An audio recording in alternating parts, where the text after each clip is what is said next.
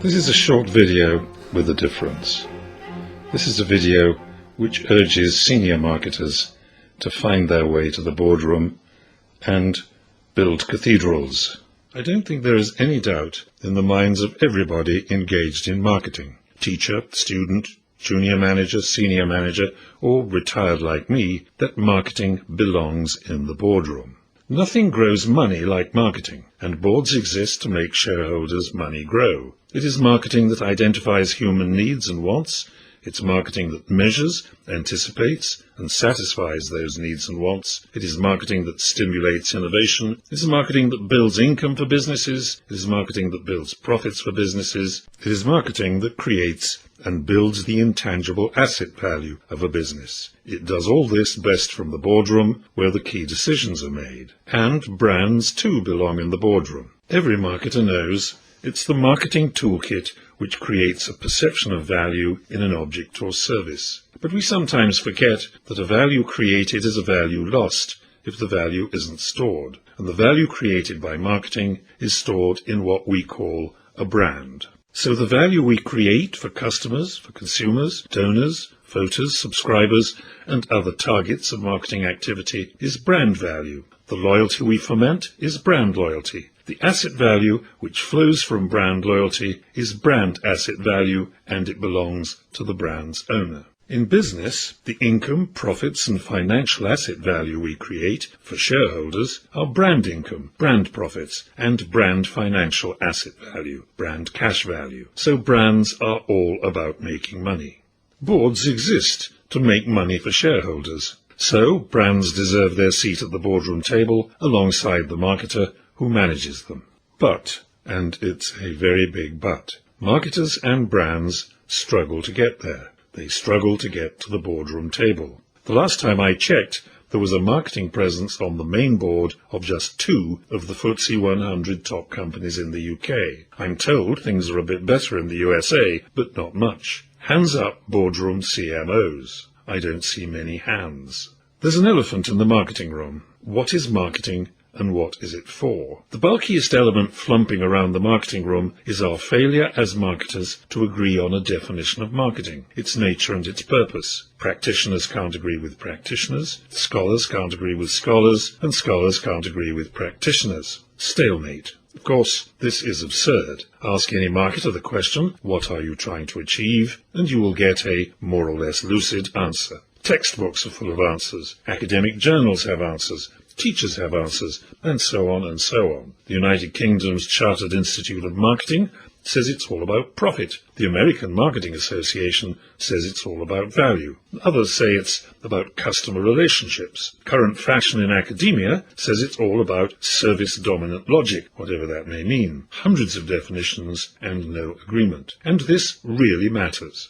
This definitional stuff may seem to be of merely academic interest, but it's not. It has important practical consequences, and it is at the heart of most of the frustrations and rejections we marketers all face on a day-to-day basis. If we don't know where we are going, how on earth can we expect to get there? As long as we marketers cannot convince ourselves of our shared purpose, how can we convince the board? A model of effectiveness has not and will not be derived in textbooks, articles, or classrooms. But in one long-established marketing department where I worked long ago, if you asked a marketer, what are you trying to achieve? You got one uniform reply. I am managing a brand for money. And the chief marketing officer of that same company said only recently, we build brands that create value for consumers, customers, and shareholders. Now that one might just ring a bell in the boardroom. It's all about a brand, and it's all about making money. Every experienced practicing marketer knows one fundamental truth. The job of marketing is to build brands. The task of the marketer is to build brands. In the real world of balance sheets, P&Ls, Wall Street and the City of London, that means building brands with financial value, what I call BCV or brand cash value, and MASB calls the financial value of a brand. It means building brands for brand owners, shareholders. And it is marketers who build brands. Brand value, often billions of dollars, isn't built by luck. Nike wasn't built by accountants. Netflix wasn't created by financial analysts. Google wasn't made a global brand by programmers and engineers. Apple isn't Apple by accident. It was all steered by marketers. Okay, some of them were intuitive marketers, but it was pure marketing that they did. The same marketing we study and practice as a profession. Marketers are brand builders. Marketers have built brands from time immemorial. So, what does brand building have to do with cathedral building? Can the apparently arcane craft of marketing management, what we marketing grunts do as we beaver away at research, analysis, strategy, argument, planning, communication, persuasion, distraction, inspiration, entertainment, teasing, irritating, relationship building, teaching, studying, etc., can this really be compared to building cathedrals? Netflix isn't Chartres, Apple isn't Reims, Google isn't Notre Dame. But cathedral building and marketing both have, or had,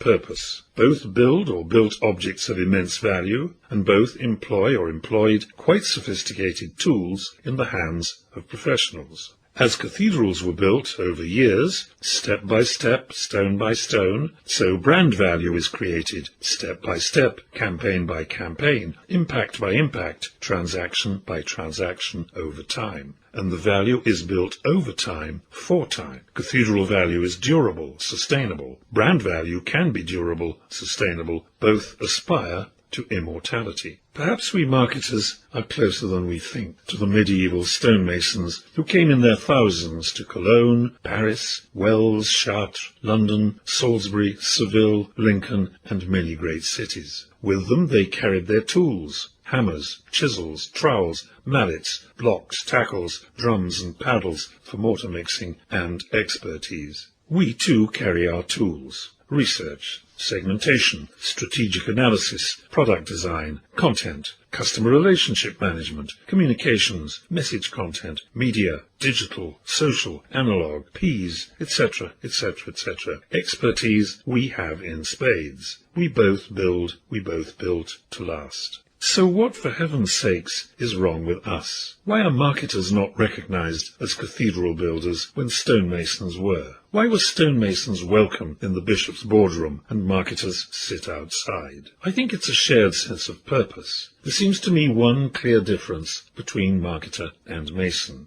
If you asked a stonemason what he was up to, sitting there chipping away at a slab of stone, he would have answered, "I am building a cathedral."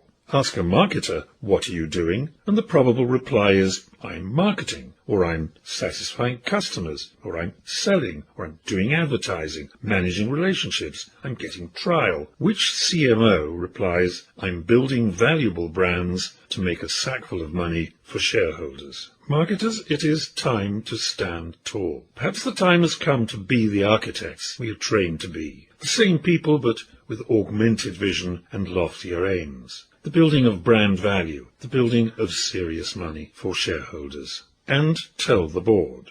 The bishops knew the value created by the stonemasons. Their deans, deacons, and the other clerics knew, but our boardrooms don't know the value of our creation. Maybe the time has come to tell them in the language they understand, the language of money. Let's go build and brag. The financially driven brand management model, dusty word but shiny outcome, urges marketing to look beyond the tools, to build measurable and lasting financial brand value, brand cash value as a creative craft with a shared purpose. If we can't raise a cathedral, let's build a palace or two, for shareholders, for society, and for ourselves, and tell them about it in the boardroom.